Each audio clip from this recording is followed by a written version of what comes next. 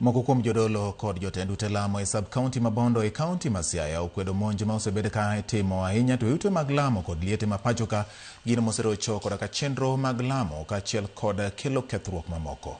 E twak margi kod jofwamb weche, jodologo ywak ni kata mana buche ma imako ne thoth rowere ma itudo kod timbe mag njorego bende rumo ma ok jopiny owinjo maler giko maggi.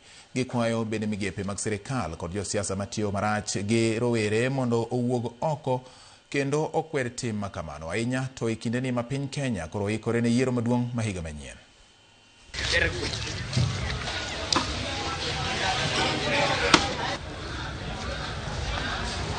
Sama ji odhi e liel, jin kod lit. To sama jin kod lit, to ng'ato to dhi to chako kelo lweny kanyo. Mano nyiso ni kelo lweny diriyo. Kama ng'ato thoe, gikelo lweny. Samoro ng'at ma nothono en ng'ati moro ma kelo lweny onge, tin ok gidwar kwe. Koro wakwayo kaka kanisa. Kanisa en olamo ni piny kendo dwaro kwe. Kanisa onge kama oninde. Kanisa onge jasiasa ma jasiasa ne.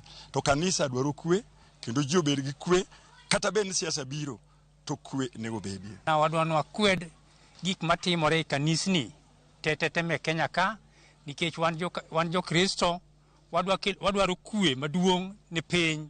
To gik ma kelo gima fundu ok wadwar e piny ka.